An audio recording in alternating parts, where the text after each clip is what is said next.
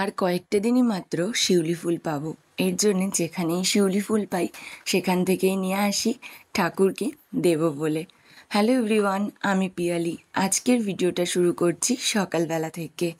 আজ যেহেতু বৃহস্পতিবার দিন ঘট বসাতে হয়, অনেকটাই চাপ থাকে। রোজ দিনই সকাল সকাল পুজোটা সেরে নিই, কিন্তু বৃহস্পতিবার দিনটা চেষ্টা করি একটু আগে আগে পুজো দিতে যাওয়ার, কারণ একটু বেশি কাজ থাকে সেদিন ঠাকুর ঘরে। এরপরে বেরিয়ে আগে 2 কাপ চা করে নিলাম, একটা বিভানের বাবার, একটা আমার।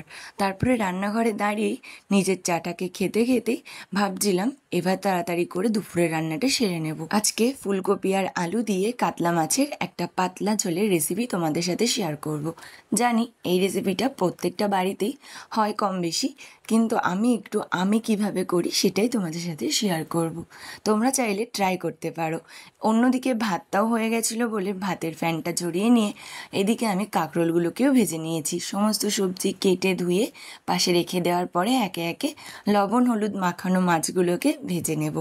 আর অন্য পাশে মাছের ঝোলটা করার জন্য আমি একটু জিরে ভেজে বেটে নেব। আগে না আমি রেডিমেড জিরের গুঁড়োই ব্যবহার করতাম, কিন্তু একদিন এরকম ভাজা জিরের গুঁড়ো বাড়িতেই ব্যবহার করে দেখলাম বেশ ভালো লাগে। তখন থেকে আমি এরকম বাড়িতেই হালকা ভেজে নিয়ে অল্প অল্প করে তরকারির মধ্যে ব্যবহার করি, ভালোই লাগে কিন্তু।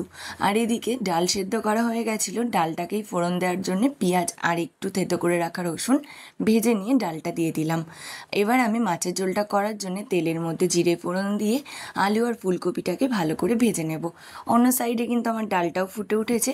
এবার আমি ফুলকপি আর আলু ভাজা হয়ে গেছে বলে কেটে রাখা টমেটোটাকে দেওয়ার পরে তার মধ্যে লবণ হলুদ ধনিয়া গুঁড়ো দিয়ে ভালো করে কষিয়ে নিয়ে জল দিয়ে দিয়েছি। এবার ফুটতে থাকুক। তারপর আমি কিছুক্ষণ পরে ঢাকনাটা খুলে নিয়ে ভাজা জিরের গুঁড়োটা দিয়ে দিলাম। আর একটু ফুটিয়ে নিয়ে ভেজে রাখা মাছগুলোকে দিয়ে নামানোর আগে একটু গরম মশলা দিয়ে নামিয়ে নিয়েছিলাম। আজ তবে আসি, টাটা।